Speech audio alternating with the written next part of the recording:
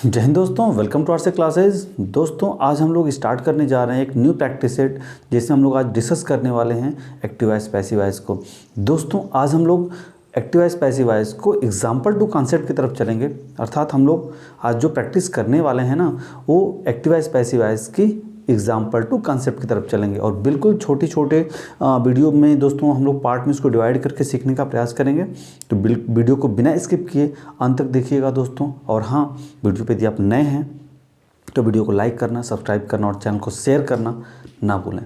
तो आइए वीडियो को स्टार्ट करते हैं। देखिएगा दोस्तों, न्यू प्रैक्टिस सेट है दोस्तों यहाँ पे। और दोस्तों सेट है जो आज एक्टिव वॉइस पैसिव वॉइस, हम लोग का जो टॉपिक है वो क्या है, एक्टिव वॉइस पैसिव वॉइस का है। और दोस्तों ये जो एक्टिव वॉइस पैसिव वॉइस है ना, आपको कहाँ कहाँ हेल्प कर सकता है उसको हम लोग देख लेते हैं। हेल्पफुल है दोस्तों आपके एयरफोर्स, नेवी, एसएससी और ऑल एकेडमिक क्लासेस। अर्थात आप एस्पिरेंट हैं दोस्तों एयरफोर्स के, नेवी के या फिर एसएससी के, या फिर एसएससी में inter level plus graduate level दोनों जगह दोस्तों एक्टिव वॉइस पैसिव वॉइस का बहुत ही बड़ा पार्ट आपसे पूछा जाता है। या फिर आप एकेडमिक के स्टूडेंट हैं, किसके दोस्तों, एकेडमिक के स्टूडेंट हैं, तो अब बोर्ड एग्ज़ाम भी आप देने जा रहे हैं दोस्तों, तो वहाँ भी आपको काफ़ी ये टॉपिक हेल्पफुल हो सकता है। तो बिल्कुल पार्ट वाइज दोस्तों हम लोग छोटे छोटे टॉपिक्स में इसको डिवाइड करके पढ़ने का प्रयास करेंगे। तो दोस्तों आज हम लोगों ने लिया है सिर्फ और सिर्फ प्रेजेंट इंडेफिनिट टेंस। बात समझ रहे हैं दोस्तों, प्रेजेंट इंडेफिनिट टेंस, जिससे हम लोग दोस्तों आज पढ़ेंगे, प्रैक्टिस करेंगे असर्टिव सेंटेंस की। प्रैक्टिस स्टार्ट करने से पहले दोस्तों हमें समझना होगा कि एक्टिव वॉइस पैसिव वॉइस होता क्या है। ध्यान से देखिएगा, एक्टिव वॉइस और पैसिव वॉइस क्या होता है, ध्यान दीजिएगा। देखिए जो एक्टिव वॉइस होता है दोस्तों, इसमें मुख्य जो होता है दोस्तों सब्जेक्ट होता है, और पैसिव वॉइस में क्या होता है दोस्तों, ऑब्जेक्ट होता है। जैसे ऑलरेडी आपने पढ़ा भी होगा दोस्तों कि एक्टिव वॉइस में सब कर्ता की प्रधानता होती है, अर्थात कर्ता अर्थात सब्जेक्ट मुख्य होता है, लेकिन जो पैसिव वॉइस होता है उसमें कर्म अर्थात ऑब्जेक्ट मुख्य होता है। तो यहाँ पे क्या दोस्तों किया जाता है, ध्यान दीजिएगा कि जो आपका एक्टिव वॉइस होता है, एक्टिव वॉइस में दोस्तों क्या होता है कि जो आपका टेंस होता है ना, ये बिल्कुल आप ये कह लें कि ये टेंस ही होता है, लेकिन जो पैसिव वॉइस होता है दोस्तों इसका बदला हुआ रूप होता है। तो कुछ बातों को आप ध्यान दीजिएगा यहाँ पे कि दोस्तों अगर आपको एक्टिव वॉइस लिख के दे दिया जाए और आपसे कहा जाए कि आप पहचानिए कि सेंटेंस एक्टिव में है कि नहीं है, तो बस आप ध्यान रखिएगा दोस्तों कि एक्टिव वॉइस यदि होगा तो उसमें हेल्पिंग वर्ब और जो मेन वर्ब होगी दोस्तों एक दूसरे के अकॉर्डिंग होगी, याद रखिएगा। लेकिन यदि सेंटेंस पैसिव वॉइस होगा तो इसमें जो हेल्पिंग वर्ब होगी दोस्तों और जो मेन वर्ब होगी, देखिए जो हेल्पिंग वर्ब कोई आ जाए लेकिन मेन वर्ब आपको हमेशा क्या मिलेगी दोस्तों, थर्ड फॉर्म में मिलेगी। तो इस बात को ध्यान रखिएगा कि सेंटेंस यदि आपका एक्टिव वॉइस में लिखा हुआ है तो चाहे हेल्पिंग वर्ब हो चाहे मेन वर्ब हो दोस्तों एक दूसरे के अकॉर्डिंग प्रयोग की गई होगी। लेकिन सेंटेंस आपका पैसिव वॉइस में है तो हेल्पिंग वर्ब कोई आ जाए दोस्तों, लेकिन जो मेन वर्ब होगी हमेशा किस फॉर्म में होगी, थर्ड फॉर्म में होगी। तो इस बात को ध्यान रखिएगा। अब आइए हम लोग अपने मेन टॉपिक पे चलते हैं और स्टार्ट करते हैं प्रेजेंट इंडेफिनिट का, ठीक है।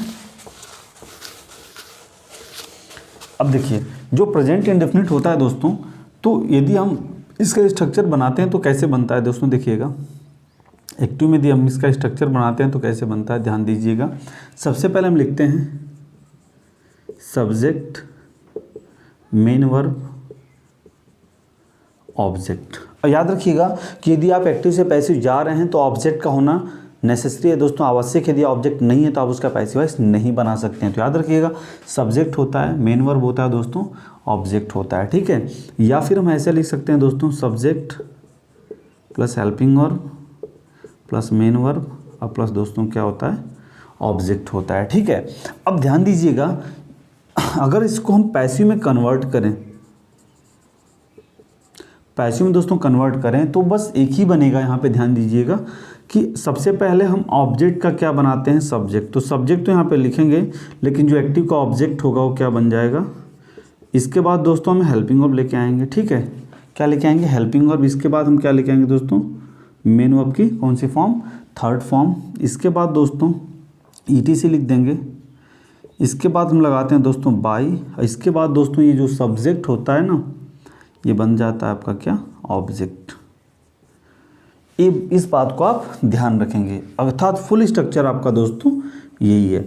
अब आप कहेंगे सर इसमें नेगेटिव यदि बनेगा तो हम कैसे बनाएंगे, तो आपको कुछ नहीं करना होगा दोस्तों, यहाँ पे हेल्पिंग वर्ब के बाद क्या पुटअप कर देना होगा, नॉट पुटअप कर देना होगा। जैसे आप नेगेटिव इसका बनाएंगे तो ध्यान दीजिएगा, subject plus helping verb plus not plus main verb plus object लिखेंगे आप ना, तो सेम वही करना है आपको। हेल्पिंग वर्ब के बाद क्या पुटअप कर देना है, क्या पुटअप कर देना है, नॉट पुटअप कर देना है। इस बात को आप ध्यान रखिएगा, ठीक है।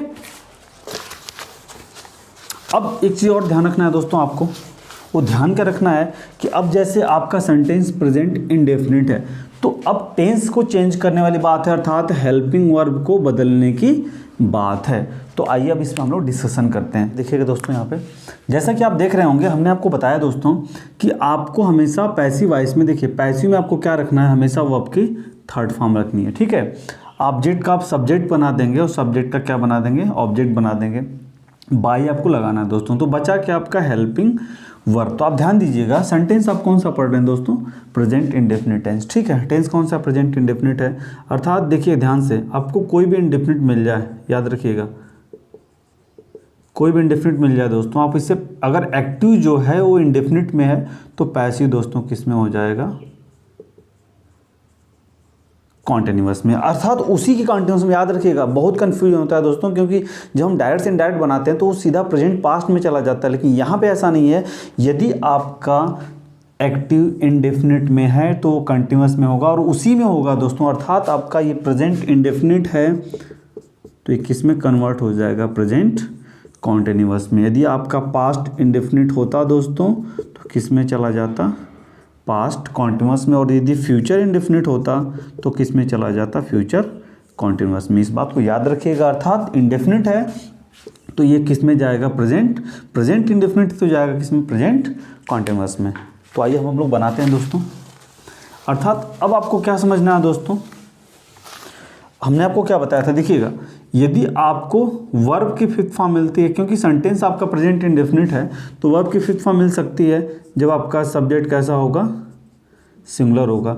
यदि सब्जेक्ट आपका प्लूरल होता है तो आपको क्या मिलेगी दोस्तों, वर्ब की फर्स्ट फॉर्म। रखिएगा दोस्तों, यदि आपको वाक्य में डू मिलता है तो आप इसको कन्वर्ट कर देंगे आर में, और यदि आपको डज मिलता है दोस्तों तो आप कन्वर्ट कर देंगे इज में, क्योंकि सब्जेक्ट यदि दोस्तों आपका प्लूरल है, सब्जेक्ट कैसा है, प्लूरल है, तो आप डू लगाते हैं, और सब्जेक्ट दोस्तों आपका क्या होता है, सिंगुलर होता है, तो आप क्या लगाते हैं, डज लगाते हैं। तो इस बात को याद रखिएगा, और इसी तरह आपको क्या करना होगा, कन्वर्ट करना होगा। लेकिन यहाँ भी दोस्तों आपको ध्यान रखना है, यहाँ भी आपको क्या करना है, ध्यान, क्योंकि यहाँ पे हेल्पिंग वर्ब तो आपको मिल नहीं रही है, सीधा आपको मेन वर्ब के फिफ्थ फॉर्म या फिर मेन वर्ब का फर्स्ट फॉर्म मिल रहा है। लेकिन अब आप सिंगुलर सब्जेक्ट, देखिए ध्यान से, सब्जेक्ट यदि आपका सिंगुलर है तो आप इज लगाइएगा, और सब्जेक्ट यदि आपका दोस्तों प्लूरल है तो आप क्या लगा देंगे, आर लगाएंगे। इस बात को याद रखिएगा, ठीक है।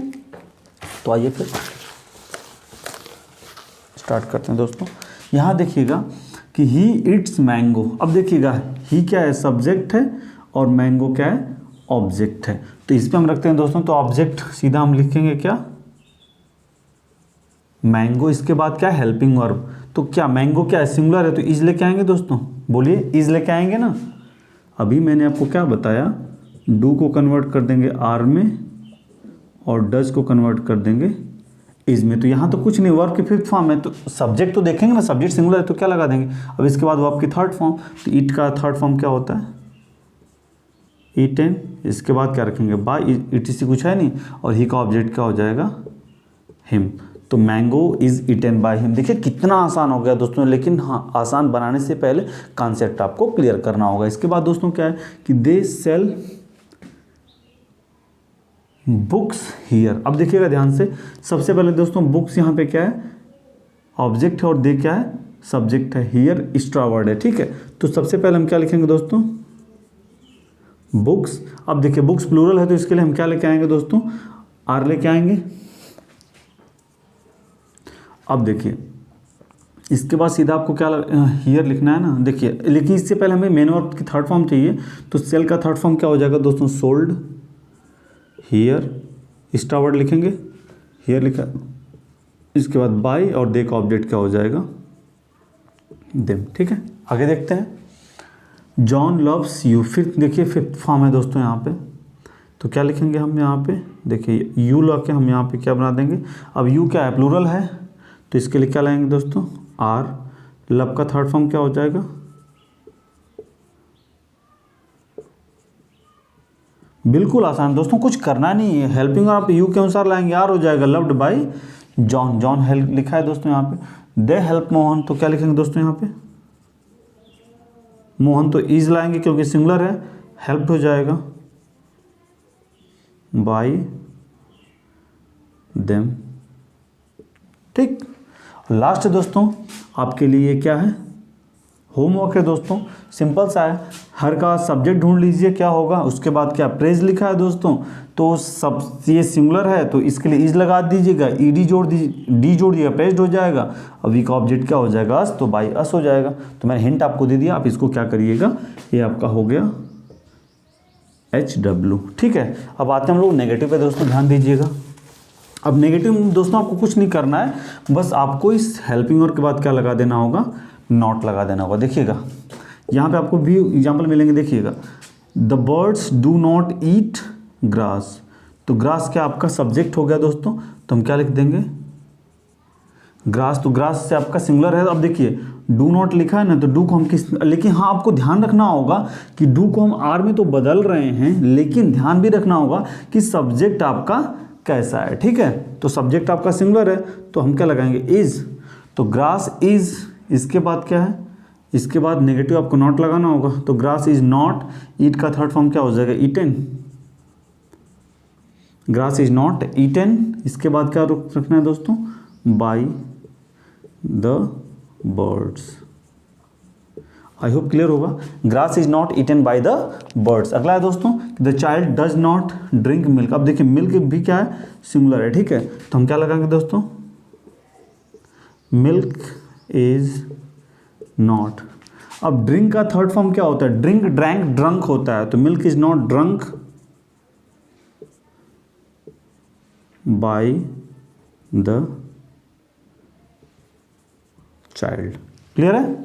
आगे दोस्तों, Rahul does not love Radhika, तो इसको क्या बनाएंगे दोस्तों, राधिका सिंगुलर तो इज लगाएंगे, राधिका इज नॉट, लव का थर्ड फॉर्म क्या हो जाएगा, लव्ड, तो इसे लिखेंगे दोस्तों आप सिंपल, आप देख पा रहे होंगे, बाय राहुल। क्लियर। एक और दोस्तों, Mohan does not write a letter, तो क्या लिखेंगे दोस्तों, और लेटर, और लेटर के बाद क्या है दोस्तों, इस भी सिंगुलर तो इज लगाएंगे, इसके बाद नॉट, राइट का थर्ड फॉर्म क्या हो जाएगा, रिटन, रिटन, इसके बाद क्या हो जाएगा दोस्तों, बाय, किसके द्वारा, मोहन के द्वारा।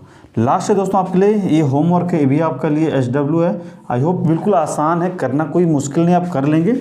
महिमा does not sing a song, तो असंग आपका सब्जेक्ट हो जाएगा, असंग इज नॉट, सिंग का थर्ड फॉर्म संग हो जाएगा बाय महिमा। तो आप इसको बना लीजिएगा।